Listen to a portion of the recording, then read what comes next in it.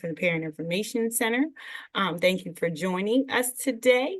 If you are not familiar with the Parent Information Center, we have been in existence for over 40 years now, and we provide support to families, professionals, and students to help them navigate through special education. And today I have the wonderful folks from the University of Delaware, and they will be going over UDL with us, and I will turn it over to them so that they can introduce themselves. Thank you guys for coming to do this presentation, and we're excited to have you guys. Awesome. Thank you, Mary. So we're going to get our presentation up and running for you. And here we go. Okay.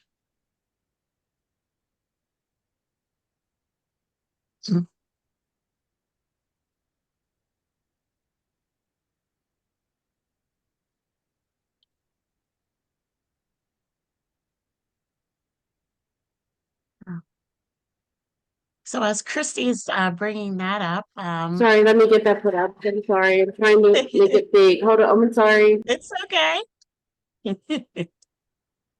You're good. You'll notice throughout the presentation, we're going to have opportunities for you to, you'll see some QR codes. So you will need your cell phones handy to be able to access some of the stuff that we have here.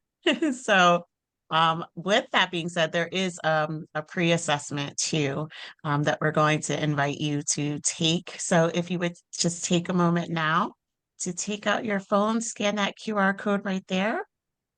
2 questions. It's really quick, I promise. Okay, no worries.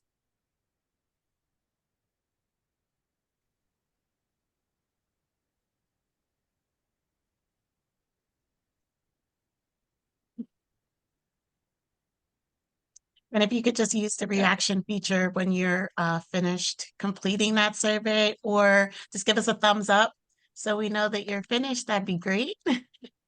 We'll read the room a little bit. Awesome. And then we'll continue. Thank you for taking time to do that.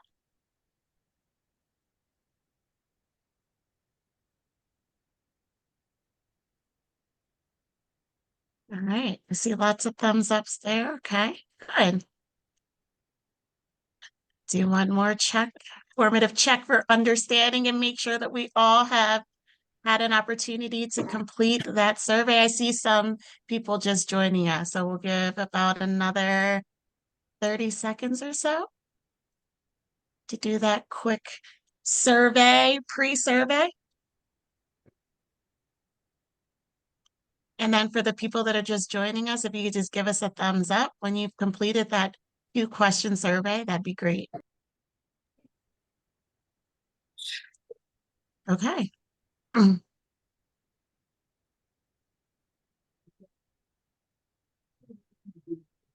if if you still need more time, just drop a note in the chat, because we can always come back to it. Okay.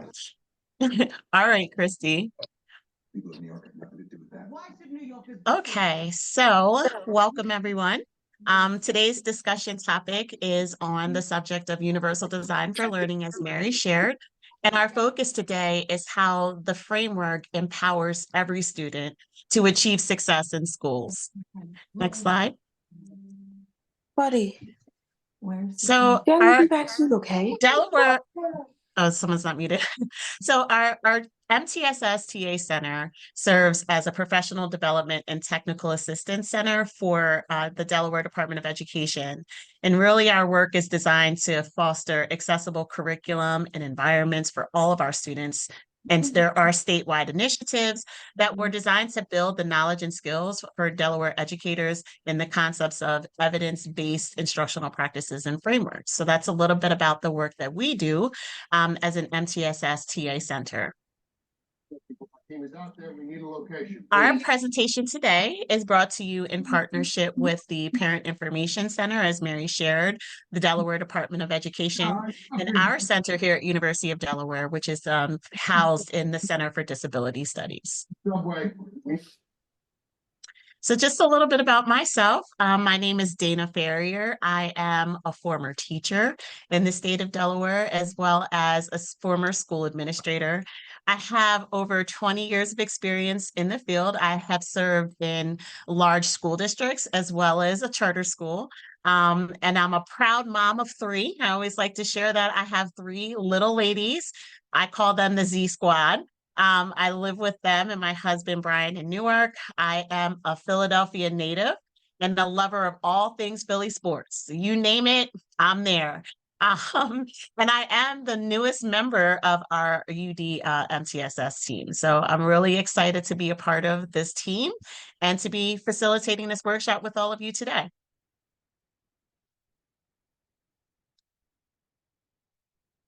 And hi, everybody. I apologize if you have some background noise here. I'm sitting in Starbucks because I'm on my way to see a teacher, but I wanted to introduce myself as well. I am one of the program managers for us at the TA Center.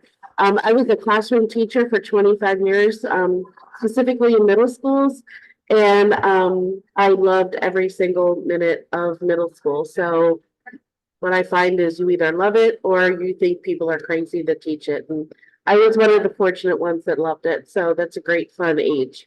I'm just a little bit personal things about me. I'm working towards my doctorate right now in educational leadership. So I'm working on classes at night after working all day, which is exhausting but fun. I am a wife and a mom and a daughter and a sister and an aunt, and all of those titles are really important to me. And I am a lover of the water. Just being in the water and near the water, it just calms me. And as much as possible, I try to be there. And I love traveling as much as I can, which doesn't happen as much as I like it to, but I love to travel. So thank you all for taking time out of your schedule to join us. Thank you, Christy. All right. So we're ready to delve in. So, and just looking at our professional learning series, this was developed in accordance with the professional learning standards for Learning Forward, from Learning Forward.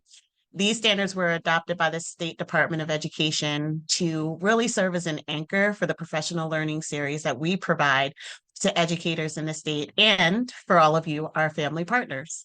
So our focus here today is looking at a culture of collaboration or collaborative inquiry. And so just take a moment to read some of those key points there. I'm not going to read all of those bullet points to you, but what's important to really acknowledge in these standards is that we're promoting a culture of collaboration and inquiry, and that we're looking to advance professional learning results so that they're equitable and they yield excellent outcomes for the students that we serve. Next slide.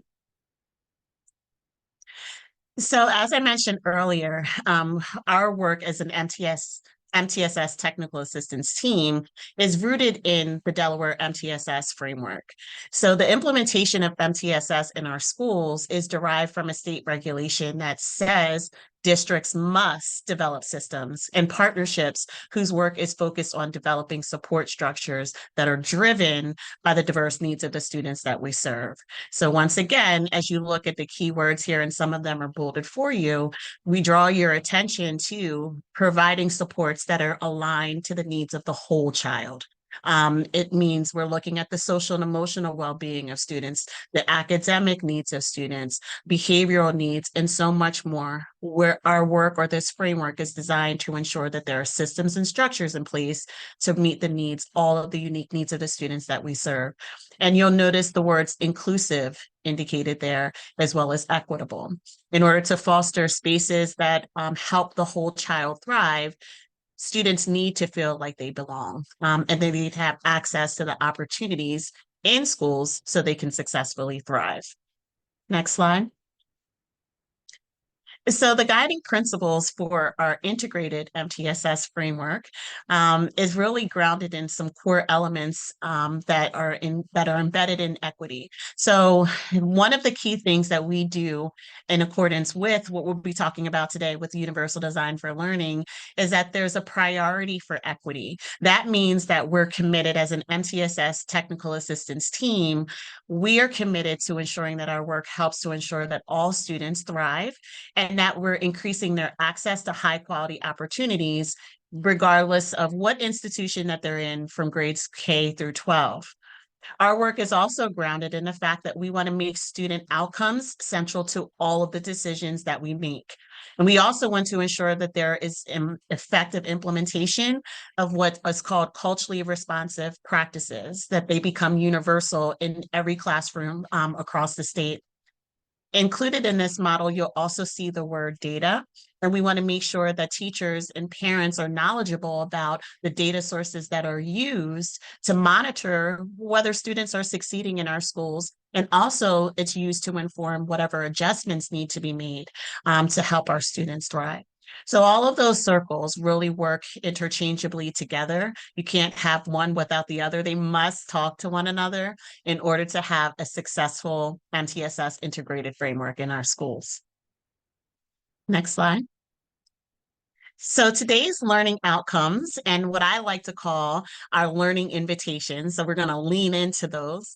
By the end of the presentation today, you will have a clear understanding of what Universal Design for Learning is. You'll also gain insight into the reasons why Universal Design for Learning contributes to fostering equitable and inclusive education. And you'll also gain some strategies that will help you promote inclusive learning environments for your students and will advocate for them in the classrooms, but even using some strategies at home. And then our invitations today are grounded in, you'll see about 5 or 6 key points there. We'll explore the Universal Design for Learning foundations. We'll unpack some of the UDL principles. We'll also talk about the advantages of UDL and why it's beneficial for all students. We'll look at some examples of UDL in the classroom. Some strategies you might even use at home. They might be familiar to you, or you'll gain some strategies that you can use with your kiddos at home.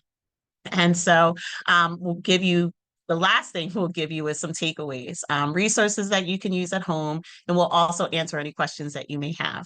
And also feel free, like you don't have to wait until the end to ask questions. You can use the chat feature, someone on our team to drop comments or questions. Someone from our team will acknowledge your questions and we'll hopefully address them for you. Okay.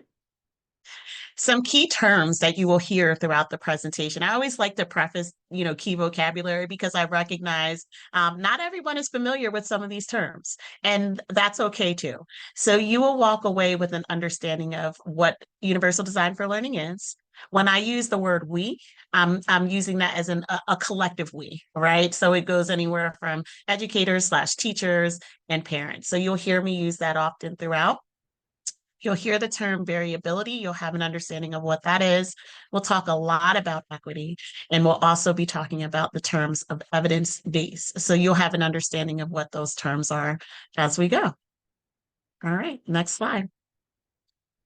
So our guiding questions today that you will have answers to by the time the presentation is over.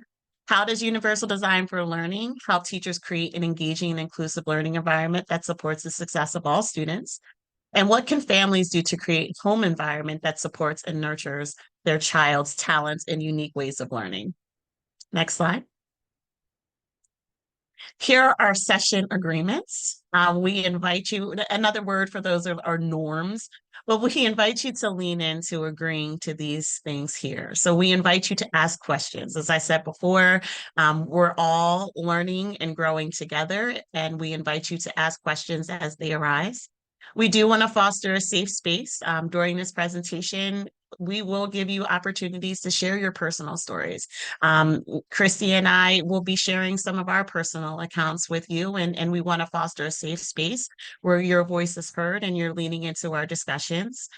most importantly, we are excited about. And we also invite you to consider collaborating, not just learning about what universal design is through this opportunity, but also collaborating with your children's teachers and leaders and support staff in the buildings so that you can ensure that your student has access to a high quality educational experience every minute of every day. We will embed opportunities for reflection. And then also we're looking to invite you into a commitment to join us in our charge for advocating for the success of all students every minute of every day. So I'm rolling up my sleeves because we're ready to dive right in. Okay. So the Delaware MTSS framework that you see here, you'll notice that universal design for learning is central to the work that we do at MTSS. One of the things that if you've participated in some of our sessions before, you've probably heard terms of like tier one. That's that universal framework or that universal structure where all students have access to high quality instruction all of the time.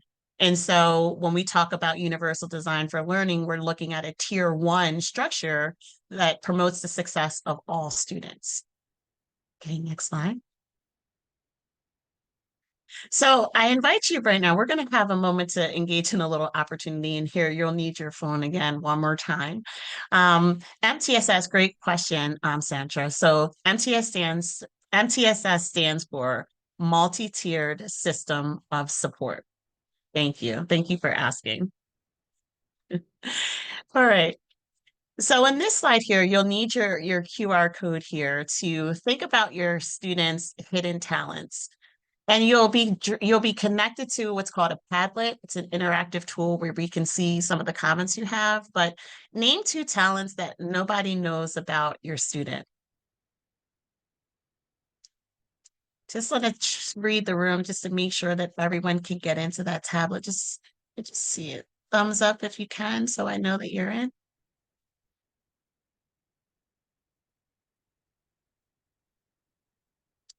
Okay. And you should see that there. Need 2 talents.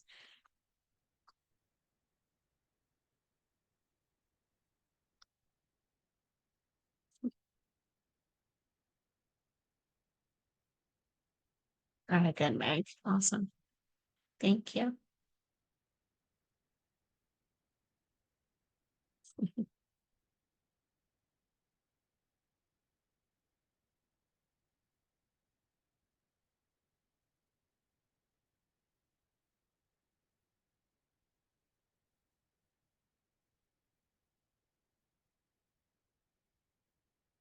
Yes. Awesome. Creative. Yes, I can relate to that. So good. Keep them coming.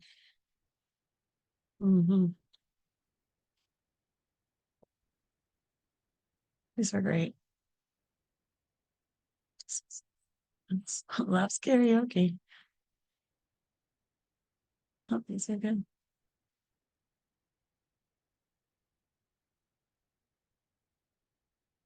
Mm.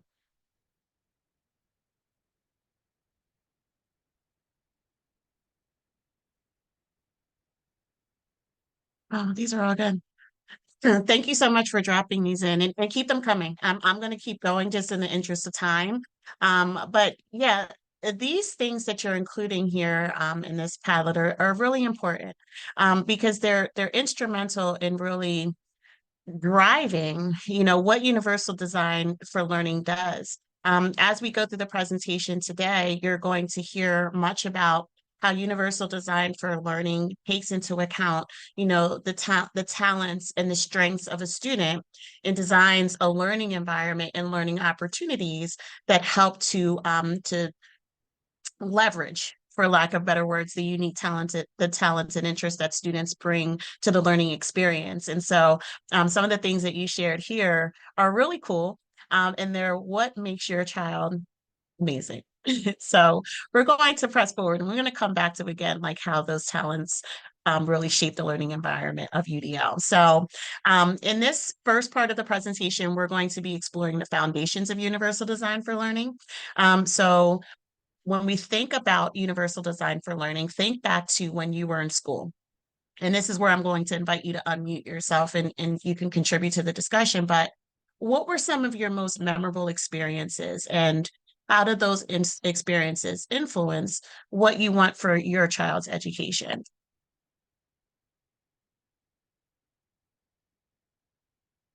And as you think about that, I will share a little bit about my story. So one of my most memorable experiences as a student, I had a ninth grade teacher by the name of Miss Schwartz. She was my English teacher.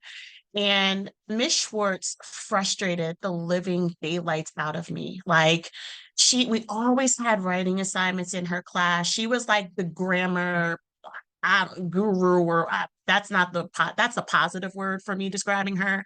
But she used to tear my work apart. And, she always used to say to me, Dana, I know you can do better. I know you can do better than this. You're not working to your potential. And she would even call my parents and complain, like she's not working up to her potential. She got a D on this writing assignment. I'm not letting her slide. She's capable of so much more. She needs to redo it again. And I used to get so frustrated because now I had to do double the time. I had to not only I did it the first time, now I had to do it again and then use her feedback to make the corrections. And then when I did, she was like, "Oh, this is your potential. This is what you're capable of." And I really didn't appreciate it until much later in life. And when I think about a teacher like Miss Schwartz, she was a teacher who just never gave up on me. She saw something in me, she saw my potential, and she made sure that she did everything that I could to achieve that, whether that was communicating with my parents, whether that was meeting with me after school. This woman even came to my house one time to make sure that I was doing what I was supposed to do. But it was that unrelenting commitment. And I think because of my experience with her, that was the kind of educator teacher that I was. That was the kind of leader that I was. And that's the same type of educator that I want for my child. Again, I said I have three girls. Two of them are actually in school age. And I sometimes feel frustrated as a parent because I know what my child can do. And my experience and what I'm observing is that her teachers aren't pushing her to work to her potential. I think sometimes she's careless and she gets away with it because she's a quiet kid or she's a good kid. And that's something that frustrates me. And I do champion for her. I have conversations with her teachers and I'm like, if she's not doing something, make her do it again because I'm making her do it again.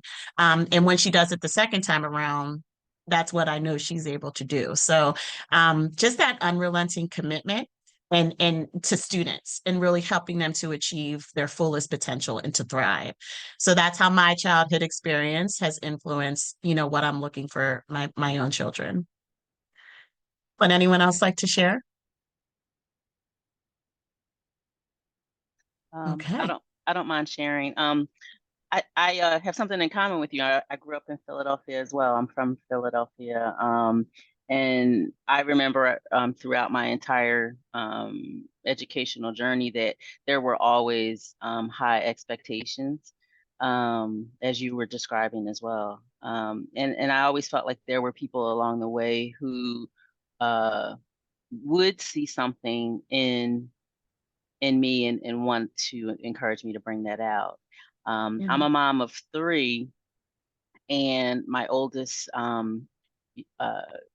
has, completed public education in Delaware, in the like moderate mental, intellectual disability range. And I saw not just with her, but with all of my kids, like there is so much pressure now that I got concerned and am concerned that educators are not able to really take the time to look for the potential because it's masked with so many other demands on their time. Because it takes time to connect and form those relationships. And so one child with, an IEP and challenges to learning, it's hard to, I think it's hard for educators to bring high expectations to the table.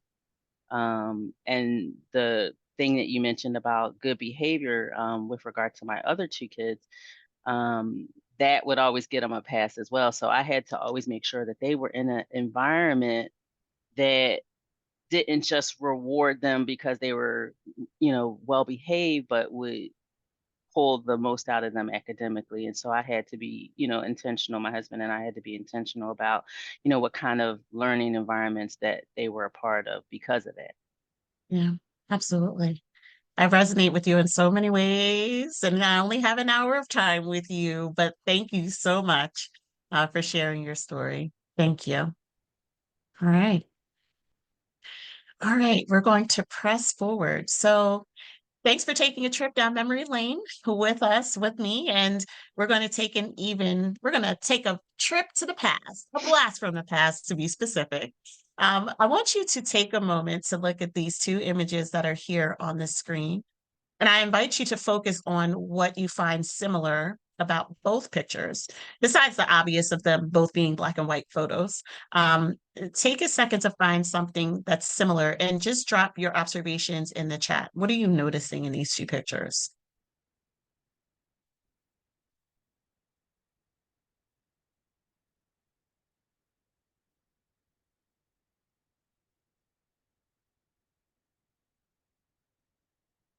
Mhm. Okay. Everyone's at a desk. Yep.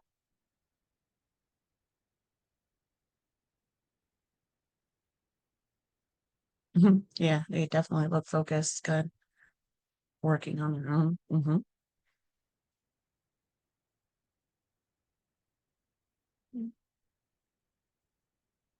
Right.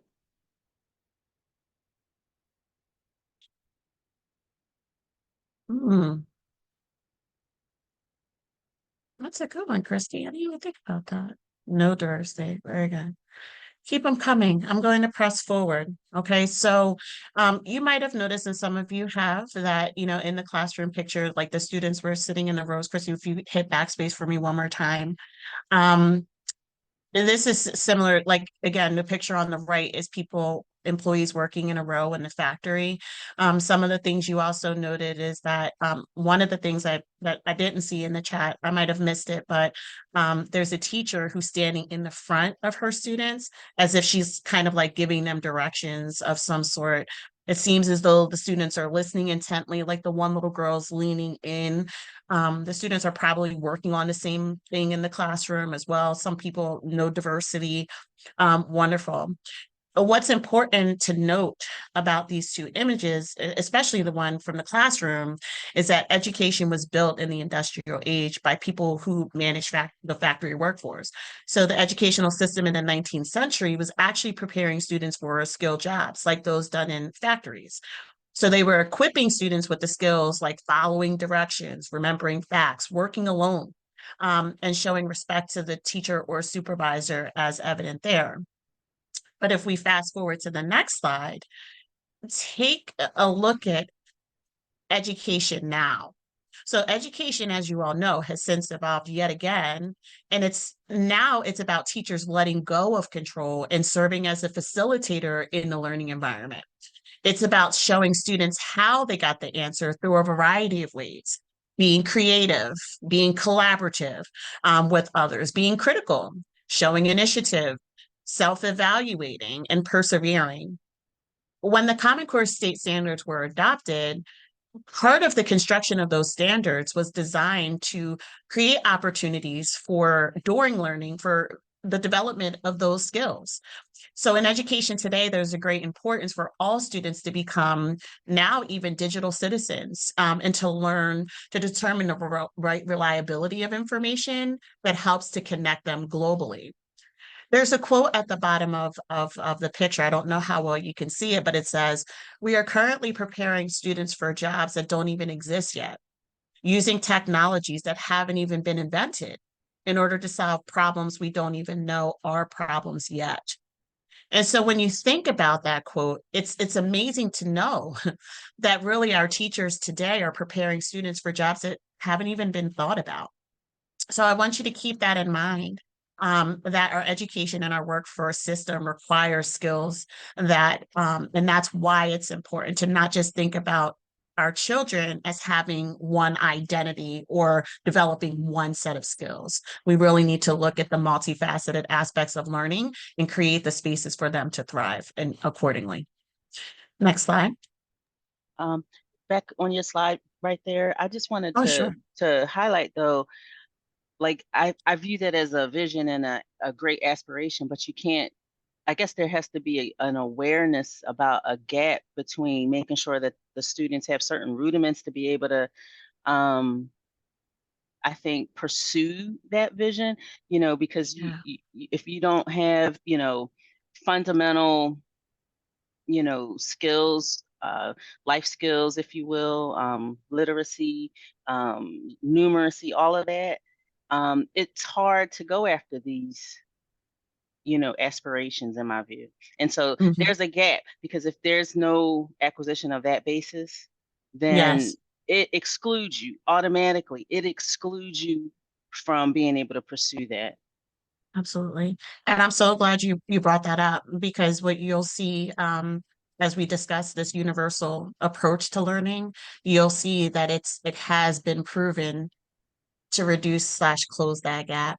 Right. Okay. So there's now inclusive learning spaces for all students, and the variability in their talents and knowledge and skills, to be able to thrive. So I'm so glad that you brought that up, because I'm going to come back to that, Samtra, as we go through. So hold on to that. Thank you for sharing. So I want to talk a little bit about intersectionality of identity, right? And if you look at this image here and you look at the words around it, the intersectionality of identity carries many abilities and capabilities and skills. So as you're looking at the words around this, I call it a profile of a graduate. As you look at the words around that individual, you might see some identities that make up your child. It's important because students who are eligible, we talk about special education services.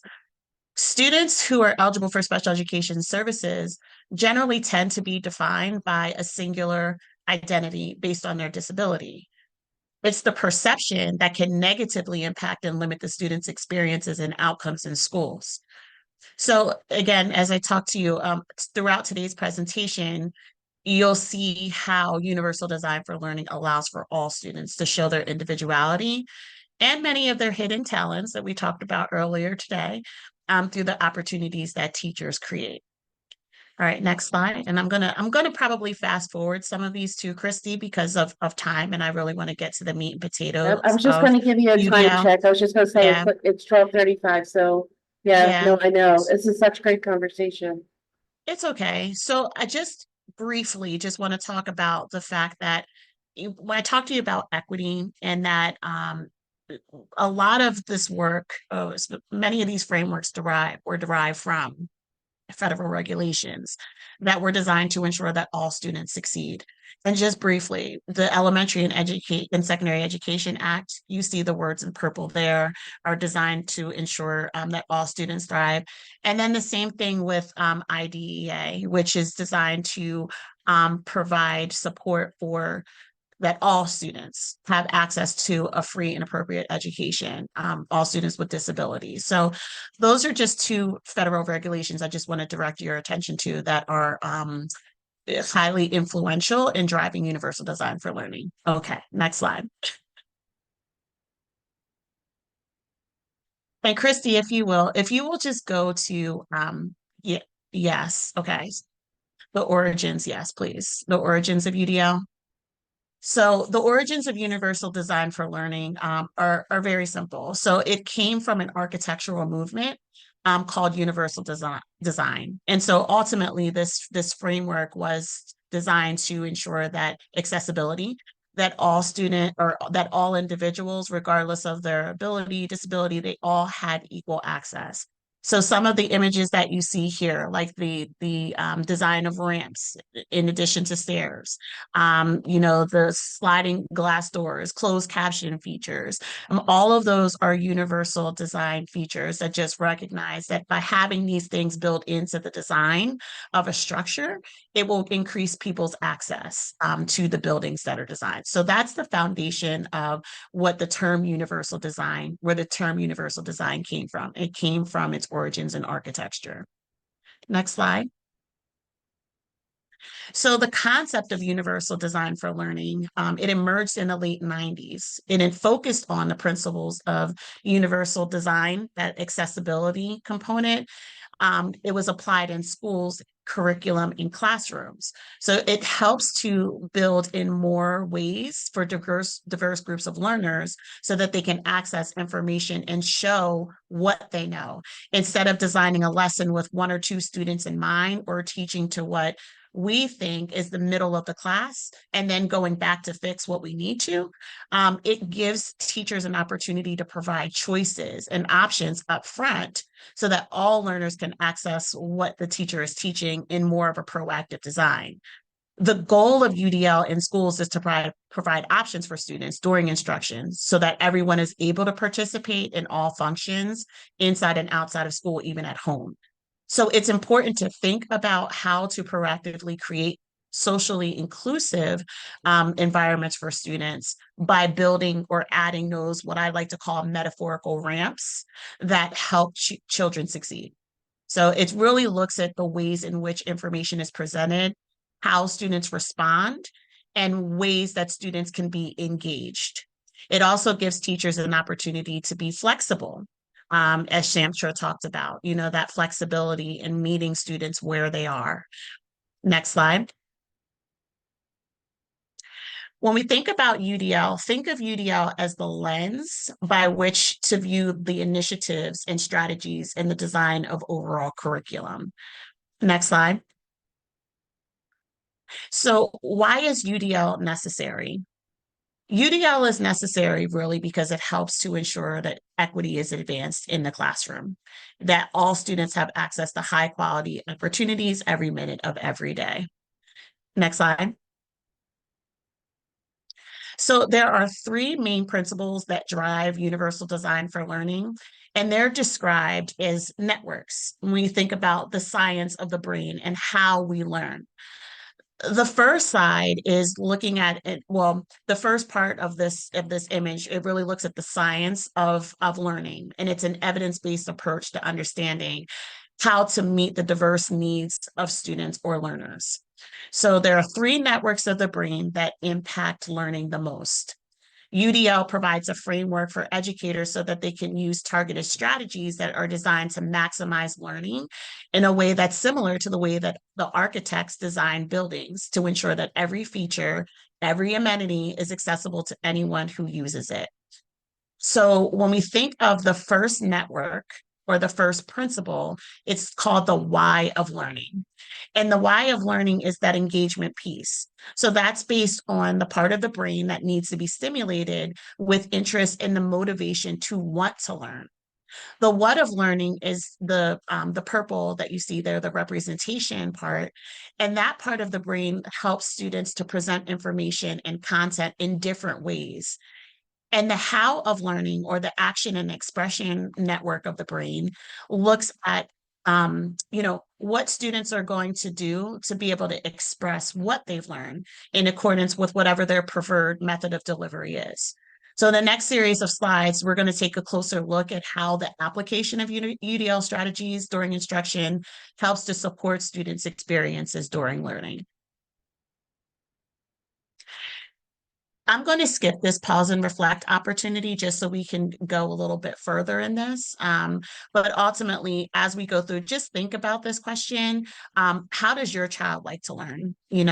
Some of these various networks, you'll see that based on your student's preferred method of learning, you'll see how UDL is designed to tap into their strengths and help them succeed. Okay, next slide. So we talk about multiple means of engagement. The affective network, as I said, is the why of learning. It refers to how teachers engage their students. They challenge them according to their interests, and they motivate them to succeed. So this is where learners get engaged and stay motivated, where they're excited about learning a particular topic. Often it's the why of learning because it's the paths in which people start thinking about patterns or the emotional significance of things. It allows learners to kind of monitor their environment and set priorities in accordance with what's going to motivate them. It is even their behavior.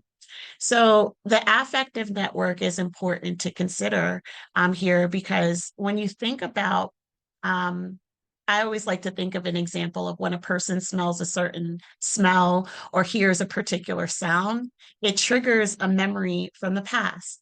That memory then dictates what our responses or feelings are about our current situation. So these networks are closely tied to engagement in the classroom, because they're designed to ensure that students are emotionally connected to the information that's presented. And yes, we can share the PowerPoint slides as a follow-up to this. Thanks for asking. All right, go to the next slide for me.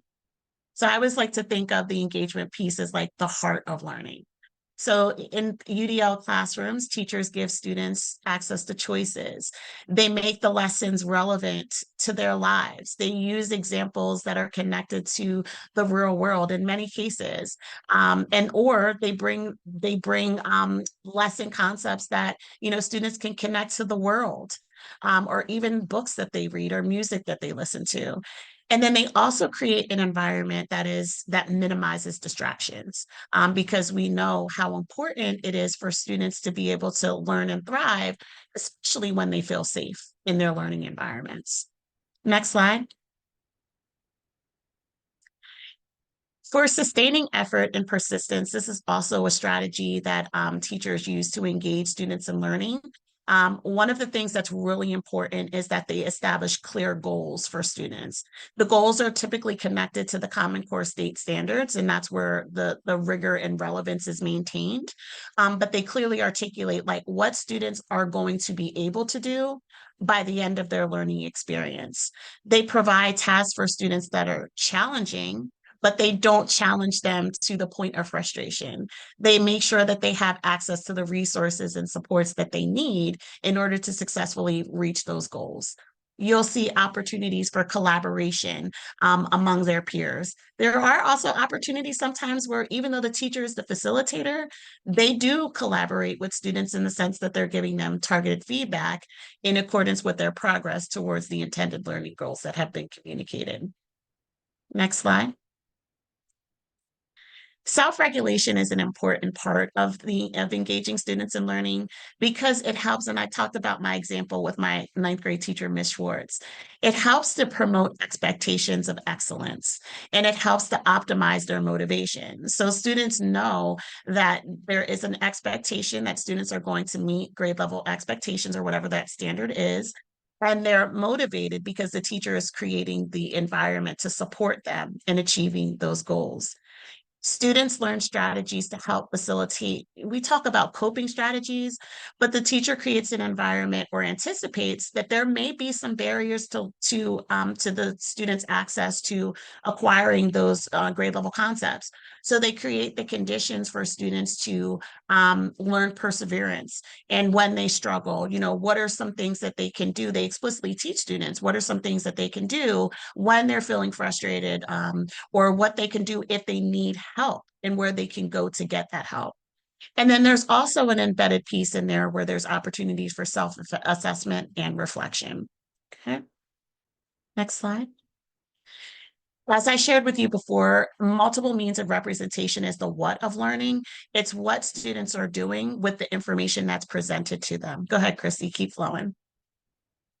So when we're looking at this particular principle, we're looking at students' perception and representation. So you may see teachers that are using UDL strategies. They're using audio or adaptive tools. They may use like give students options for like talk to text. They might have books on tape. There's visual information for students. So they might use various forms of media, videos, podcasts, etc. And then the information is customized in accordance with what the students' needs are. So for example, if students like to see some like font enlarged, if they're reading a selected text, sometimes there are technology tools that will highlight things for students, but ultimately the teacher is keeping in mind how the information is going to be presented in ways that are responsive to the students who are in their classrooms. Next slide. This one is key, providing options for language and symbols. So there are students that have language needs. There are language learners in many of our classroom spaces. So when teachers are designing their lessons for students, they consider what is the key vocabulary that students need, what symbols or visual cues we need to be embedded in this lesson so that students understand what the key vocabulary, or they have access to understanding what the key vocabulary for learning is. There are opportunities for students to decode text or better understand what texts are saying. And then sometimes when there are complex sentences, teachers are intentional about taking those complex sentences and making them easily understood for the students who were in their classrooms. Yes, I love the fact, Sandra, that you asked those questions. So great. So there are a great example for that slide is AAC devices, AAC to augmentive communication tools or adaptive tools, where can you go back to that slide for me, Christine? Yeah, so there are symbols on those devices that can be used to then communicate with the teacher. And in many cases, in a universal classroom, teachers may even model on those devices to communicate with the students, where you're not just seeing the student using it, but you'll see the teacher using it as well to bridge that communication gap as well. Because again, you don't want communication to be a barrier. You want to know what students are able to do, and then to demonstrate their understanding of those concepts. So I'm glad you asked that question. All right, next slide. And finally, in accordance with that's the same thing, promoting understanding across languages and then using that multimedia as often as possible. Okay, go ahead, Christy. When you're providing options for comprehension, often what teachers will do is they'll provide opportunities to activate prior knowledge and to give students highlight those big ideas and relationships for students in the class. That ultimately helps to maximize the transfer of understanding, where they are able to demonstrate what they know or communicate what they know in broader contexts. Go ahead, fast forward. And finally, the last network is the how of learning. And that's where students are able to actually express what they can do by acting strategically. Go ahead. So in UDL classrooms, you'll see teachers use varied methods or different tools, assistive tools, and that's exactly what Sandra was talking about, to be able to express what they're able to do.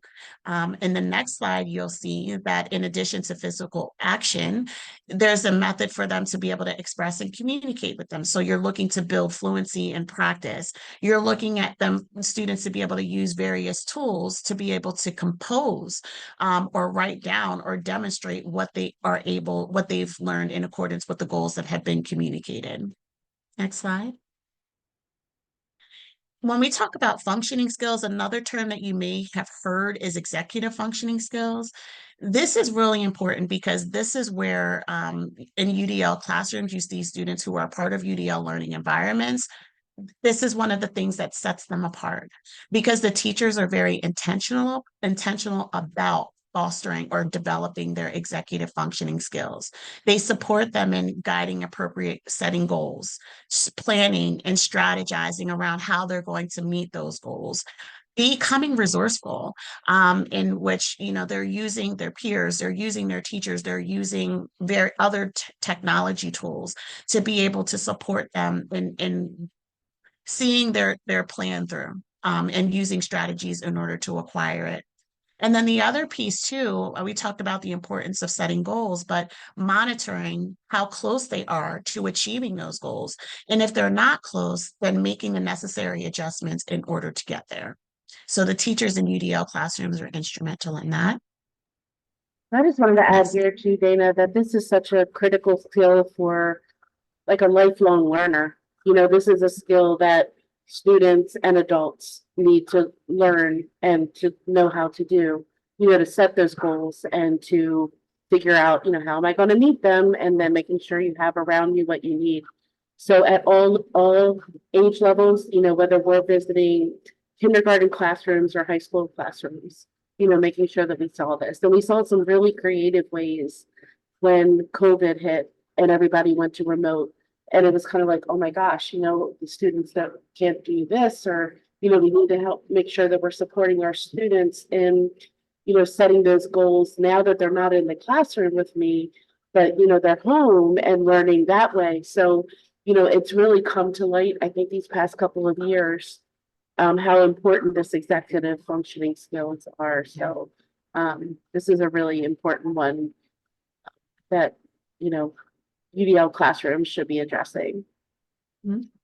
Absolutely. Thank you, Christy. All right. So the ultimate goal of UDL, and when we talked about advancing excellence and equity, is that, it's designed to produce and facilitate what it's called expert learners, where students are motivated, they're eager to learn new things, they are resourceful, and that they consider how they're going to access what's going to help them reach their ultimate goal.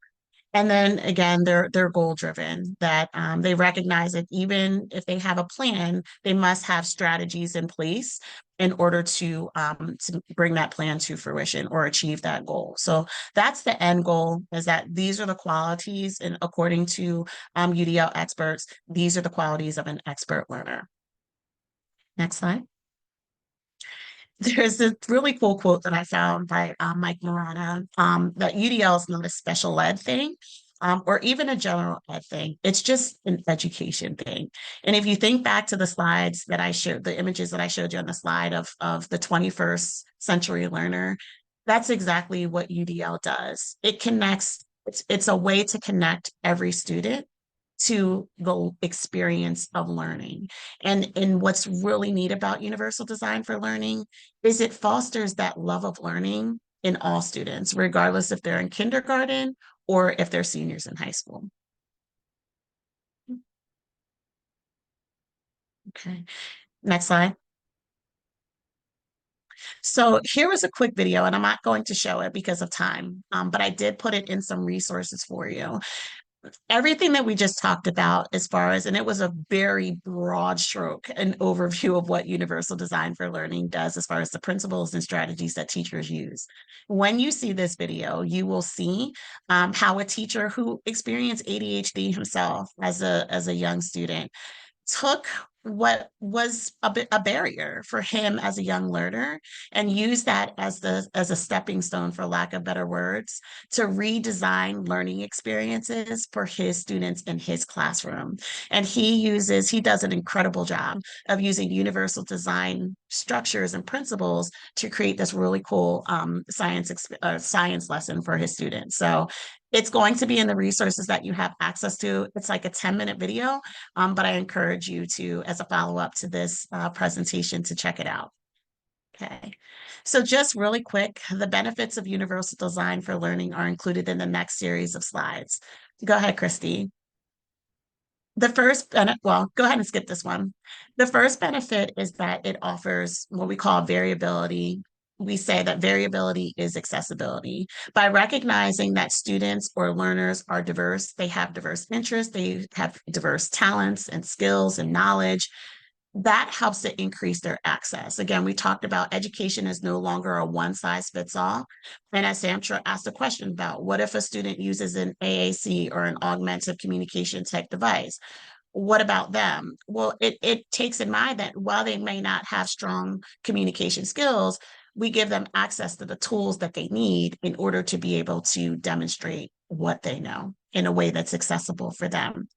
So I took this image from, it was modified from an image earlier that talked about the difference between equality, equity, and then justice was another one. You may be familiar with this, but here it talks about accessibility. And you notice that in the image on the far left, there's a metaphorical barrier. It's the fence, where depending on your size, you can't see the game that's on the other side. But by taking away those barriers, that's what UDL does, by removing barriers to learning and planning to remove them, it increases the students' accessibility to learning, and it creates more flexible learning environments for kids. Next slide. It also helps to reduce the stigma of, ability or disability. It helps to foster inclusive learning spaces. It also helps to accommodate the wide range of learning styles that students have. Some of you in the beginning talked about your child that has an impeccable memory, or your child that's talented in the arts or sports. It takes it's a strengths-based approach to designing learning experiences for kids, and it eliminates that learning styles are requiring special attention. All learners require special attention because they're learning. Next slide.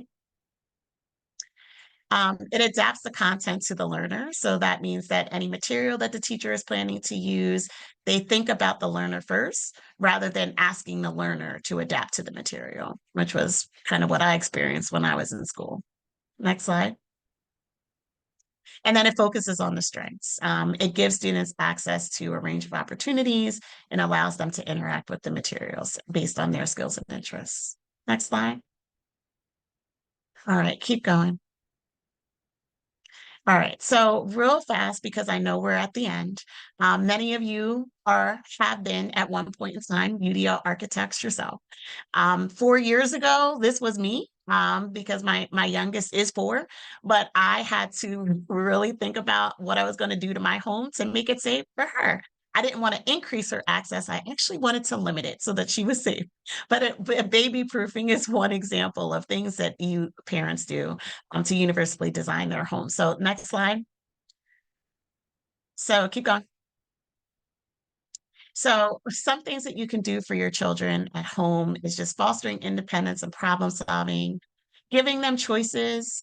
I actually have a visual schedule for my 11-year-old because she needs it. She needs reminders to sometimes brush her teeth. But I did it really for all of my kids. My kids range from 11, 5, and 4.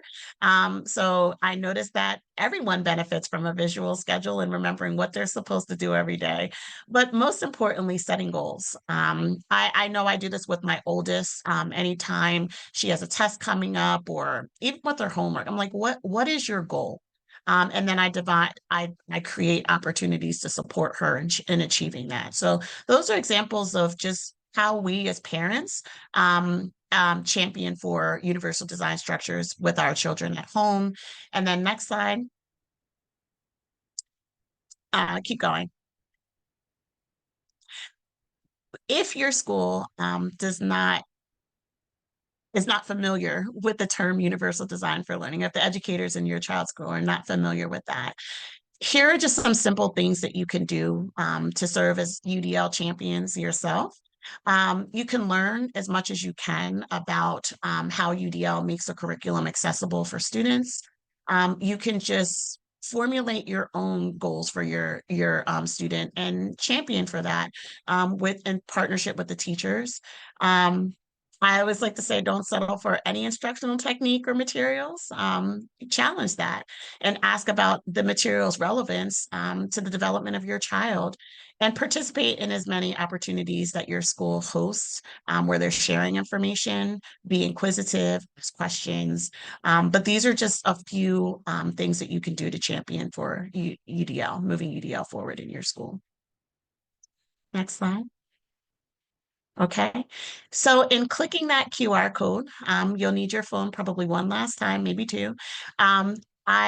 We've created a repository, for lack of better words, of resources for you, anywhere from videos, articles, blogs. There's an awesome podcast on there to just, again, give you access to as much information that you could possibly use or need about universal design for learning. Again, most people would say that it's just best practice, but as you'll see, it is, and many teachers are doing these things. But remember, in order for schools to be responsive to your child's needs, they need to know about your child, what your child is able to do, not what they can't do, but leverage your child's strengths as you're championing for teachers to create environments in which they will thrive.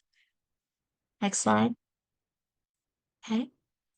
If you have additional questions, Christy and I have our contact information there, and feel free to reach out to us. And Thank you so much for your participation. There's a post survey there.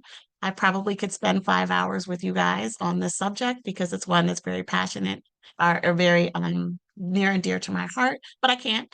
But in the interest of time, I will part ways with you, but I hope that you found at least one thing or maybe two that you can use moving forward to champion for your child's success. Thank you Thank you. so much, Dana. You're welcome. Thank you, Dana, Debbie, and Christy for joining us today. If everyone could fill out their post survey. Thanks for having us. Thank No you. problem. Always a pleasure. And also you will receive shortly in your email a survey from us as well, if you could complete that.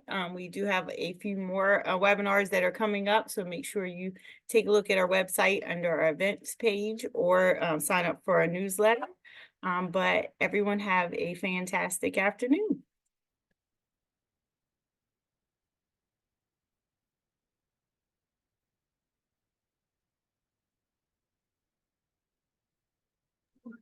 Thank you. I have to Thank you. run. I And gotta, thank you, All Sandra. right, bye. yeah, but thank you. Thank you. Yeah, thank you. I'll talk to you later, Dana. Thank All you. right, sounds good. See you. Bye. Hey. Hi, Well done. That was Yay. excellent.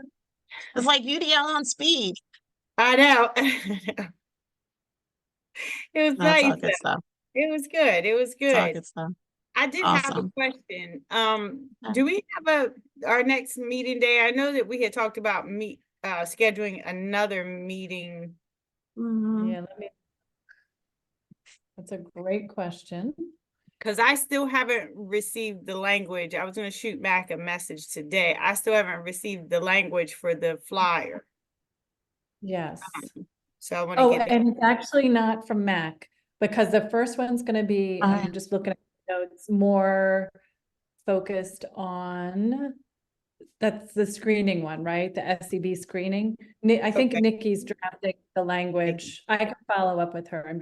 Okay. I'm refreshing Yeah, I my don't see it memory on because mine. we're going to do the back one, more specific IEP one as the The part second. two. I think. Okay. Yeah.